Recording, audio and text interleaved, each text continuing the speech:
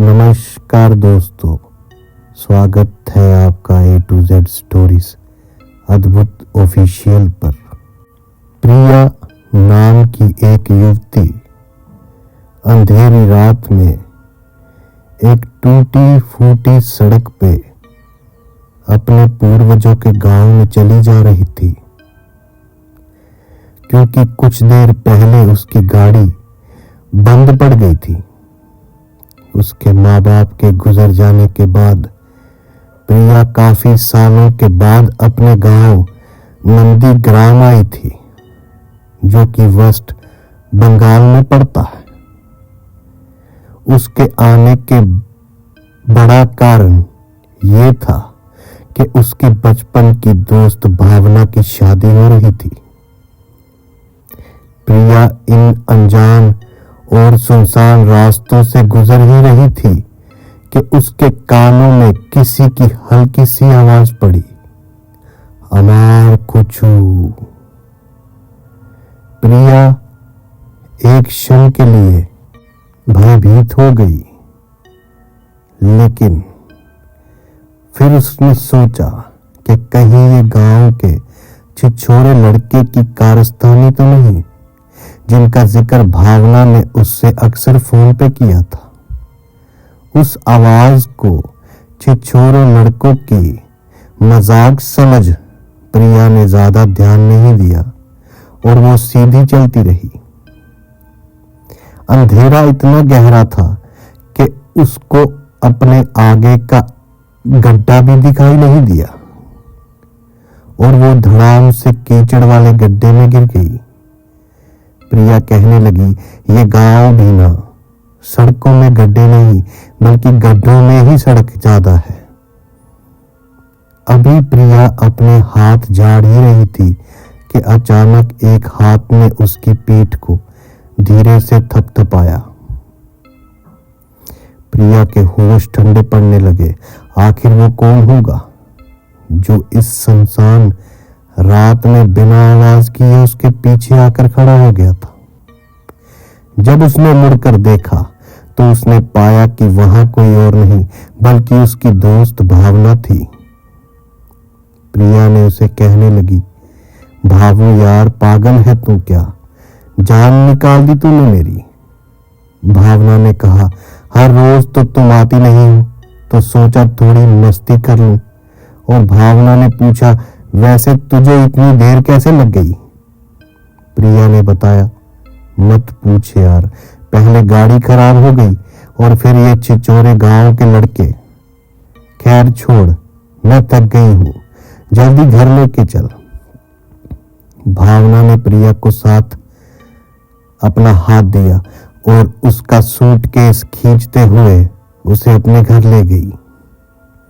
भावना ने घर आते ही सबसे पहला सामान एक छोटे से कोने में रख दिया और प्रिया के लिए खाना गर्म करने के लिए रसोई में चली गई।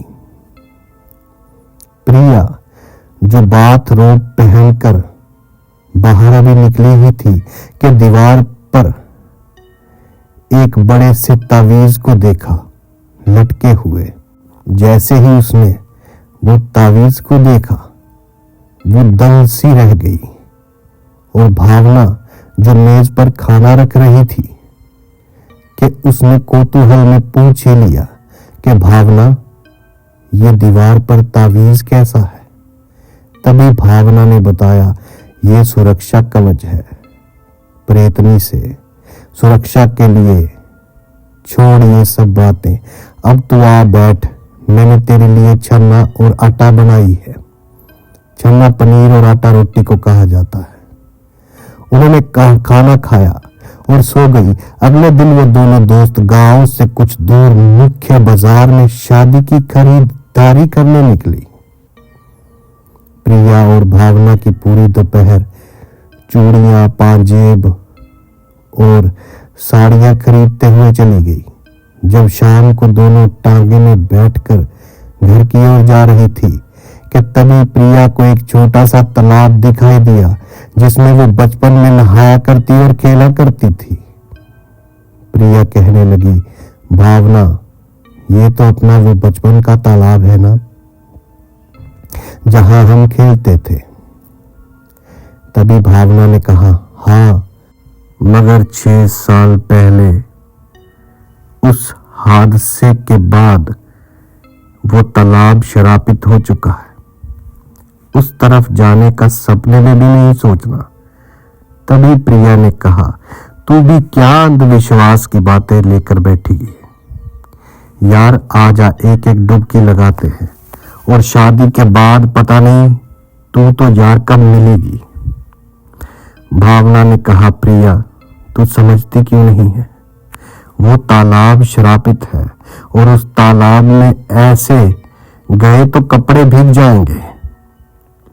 तभी प्रिया ने कहा, तो मेरे ज्ञान की देवी, किसने कहा है कपड़े पहनकर तालाब में जा? भावना ने कहा, तो क्या बिना कपड़ों के? ना बाबा ना, तुम्हारे शहर में सब चलता होगा, यहाँ नहीं। प्रिया बिना कोई जवाब दिए बस जोरों से हंसने लगी, और ये बात भावना की समझ से बिल्कुल परे थी कि आखिर उसने ऐसा क्या बोल दिया। लेकिन कुछ ही देर बाद दोनों सहेलियां अपनी बचपन की यादों को ताजा करने के लिए तालाब में चली गई और एक दूसरे के ऊपर पानी उछालने लगी और मजे में बार बार गोते लगा रही थी।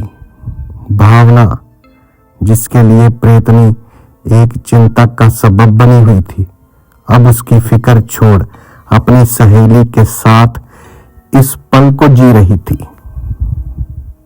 दरअसल प्रिया तालाब में जाना तो कर चाहती थी, पर थकान से चूर होने के कारण उसने खाने के तुरंत बाद ही बिस्तर पकड़ लिया था। लेकिन प्रिया इस बात की पहले ही तैयारी करके घर से चली थी, जिसके लिए उसने 2 जोड़ी कपड़े पहले ही एक्स्ट्रा रखे थे नहाने के लिए, और टांगे वाले को कहकर अपना सारा सामान घर छोड़ने को कह दिया। भावना और प्रिया तालाब में मजे कर ही रही थी कि अचानक एक झाड़ के हिलने की आवाज से उनका ध्यान भटका। उन्होंने किनारे की ओर देखा तो पाया कि उनके कपड़ों का बैग वहां से गायब हो चुका था। यह देख भावना का गला सूखने लगा और वो भावुक होते हुए प्रिया से बोली, प्रिया मैंने कहा था हमें यहाँ नहीं आना चाहिए। अभी हमारे कपड़े गायब हो गए हैं और हो सकता है थोड़ी देर में हम न कहीं गायब हो जाएं। और मेरी तो अभी शादी भी है। तभी प्रिया ने कहा, तू चुप कर यार, ये सब गांव के उन चिचोरों लड़कों की शैतानी होगी। कल रात से परेशान कर रखा है इन लोगों ने। तो यही रुक, मैं अभी इन्हें सीधा करती हूँ और कपड़े भी लाती हूँ। इतना कहकर प्रिया तालाब से निकली और धीरे धीरे भावना से दूर होने लगी। भावना की नजरों से ओझल हो गई। प्रिया बिना किसी अंदाजे के बेतहाशा बस दौड़ी ही जा रही थी। कुछ देर दौड़ने के बाद उसे एक कुटिया दिखाई दी, जिसके दरवाजे पर एक सफेद चुन्नी थी। पर गौरतलब बात यह थी कि यह चुन्नी एक फांसी के फंदे की तरह बंधी हुई थी और उस पर खून के छींटे भी थे। इससे पहले कि वो कुछ समझ और देख पाती, उसे तालाब की ओर से भावना के चीखने की आवाजें आई। प्रिया बिना कुछ सोचे उसने वो चुन्नी उठाई और सीधा तालाब की ओर दौड़ने लगी। तालाब के करीब पहुंचकर प्रिया ने देखा कि भावना पानी के बीचों बीच छटपटा रही है। प्रिया ने न आओ देखा न ताओ। प्रिया पानी में कूद गई और भावना को किनारे पर ले आई। पानी के बाहर आते ही भावना बिना पानी की मछली की तरह छटपटाने लगी। प्रिया को लगा शायद ये मिर्गी का दौरा है, पर कुछ देर छटपटाने के बाद जब उसने बदली बदली आवाज में एक ही चीज दोहराई तो मानो प्रिया के होश ठंडे पड़ गए कि आखिर ये सब हो क्या रहा है। उसके हाथे ही भावना को ऐसा दौरा कैसे पड़ा और उनके कपड़े चुराने वाला कौन था? प्रिया ने किसी तरह अपना होश संभाला और वो सफेद चुन्नी भावना पर लपेट कर उसे घर ले आई। भावना अपने घर की गर्म जगह और कंबल में थी, पर उसकी आंखों की पुतलियां अब भी स्थिर नहीं थी और शरीर के दौरे के चलते वो अभी भी कांप रही थी। प्रिया उसके हाथ पैर मसल रही थी, पर भावना के हालात में कोई असर नहीं था। प्रिया अभी भी हर मुमकिन कोशिश कर रही थी कि अचानक भावना के दादा, जिन्हें गांव वाले राम बाबू के नाम से संबोधन करते थे, राम दादू भी कहते थे, प्रिया को गुस्से में दबदबाते हुए बोले, मेरी बच्ची की इस हालात की जिम्मेदार तू है। सिर्फ तेरी वजह से वो प्रेतनी मेरी बच्ची के जिस्म और रूह से जुड़ चुकी है और अब उसे अलग करना। अभी राम बाबू बोल ही रहे थे कि प्रिया ने कहा, राम दादू आप क्या कह रहे हैं? मैं कुछ नहीं समझ पा रही। कौन है ये प्रेतनी जिससे भावना और गांव वाले ऐसे डरे बैठे हैं? तभी राम बाबू ने कहा, करीब 6 साल पहले रीना का ब्याह रोहित से हुआ था। रीना एक मांगलिक लड़की थी, तो ब्याह होते होते उसकी उम्र 32 साल हो चुकी थी। रीना के पिता ने अपनी एक लौती बेटी की शादी में कोई कमी नहीं छोड़ी थी। उसे सोने चांदी से लाद दिया था, मगर रोहित एक अय्याश, जुआरी और व्यभिचारी किस्म का इंसान था। शादी के 2 साल बाद तक भी उसने रीना को कभी छुआ नहीं था, कभी हाथ नहीं लगाया था। रीना अपने पति को मनाने और रिझाने की हर कोशिश करती रही, मगर उस बैल बुद्धि का दिल कभी नहीं पसीजा। प्रिया ने सुनते हुए कहा, तो फिर रीना ने अपने पति को छोड़ दिया ना?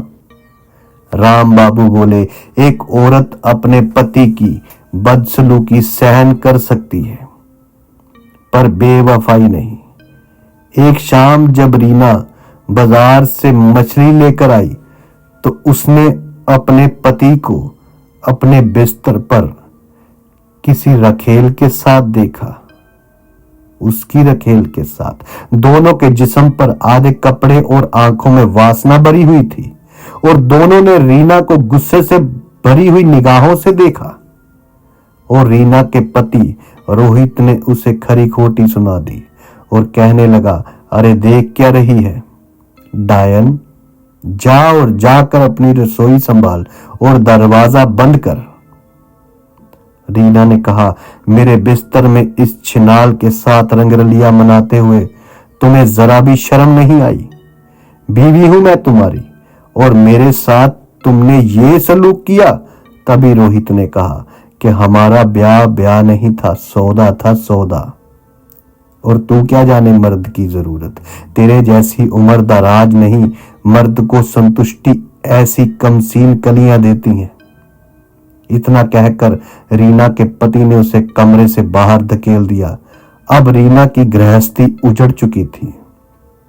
रीना के पास उस घर में रहने की अब और कोई वजह नहीं थी। अगले दिन जब रोहित दारू के नशे में अपने घर आया, तो उसने रीना को अपने ही घर में पट्टे से फांसी पर लटका हुआ पाया। रीना के हाथों से खून टपक रहा था, जिससे जाहिर था कि उसने कलाई काटने का भी प्रयास किया था। रीना की मौत के 2 दिन बाद उसका पति भी उसी तालाब में डूबकर मर गया, जहां आज भावना और प्रिया गई थी। प्रिया ने यह सब सुनने के बाद कहा, राम दादू, कोई तो रास्ता होगा भावना को बचाने का। ये सब मेरी वजह से हुआ है, मेरी गलती है, तो इसे सुधारूंगी भी मैं ही। तभी राम दादू बोले, जिस कुटिया से तुम्हें ये चुन्नी मिली थी, उसी में बंद है प्रेतनी की देह। अग्नि संस्कार कर उसकी आत्मा को मुक्ति दे दो। प्रिया ने कहा, ठीक है राम दादू, भावु की जान बचाने के लिए मैं कुछ भी कर सकती हूँ। तभी राम दादू बोले, मगर याद रखना, पिछले 6 सालों से कई लोगों ने बल का प्रयोग करके ये करने की कोशिश की, पर अंत में उन्हें कुछ मिला तो वो थी केवल मौत। प्रिया के माथे पर डर की शिकन जरूर थी, पर अपनी सहेली की जान बचाने का जज्बा भी वो वहीं गई जहां वो कुटिया थी। कुटिया के दरवाजे पर लगे ताले पर प्रिया ने एक मोटे पत्थर से बार बार वार किया और आखिर में वो ताला टूट ही गया। प्रिया घर के अंदर आ पहुंची। प्रिया ने अभी घर के अंदर पांव रखा ही था कि उस घर का दरवाजा खुद ब खुद ही बंद हो गया। प्रिया ने दरवाजा खोलने की कोशिश की और दरवाजा ऐसे सट चुका था मानो कोई पहलवान भी उसे खोल ना पाए और तोड़ ना पाए। प्रिया ने माचिस की तीली जलाई और धीरे धीरे आगे बढ़ने लगी। तभी एक फुसफुसाहट की आवाज उसे सुनाई दी और प्रिया उस ध्वनि की ओर बढ़ी। आगे बढ़ते हुए उसके पैरों में कुछ अटका और देखा कि वो एक गीला कुर्ता था जो शायद उस प्रेतनी के पति का था, जिसकी मृत्यु तालाब में डूबने से हुई।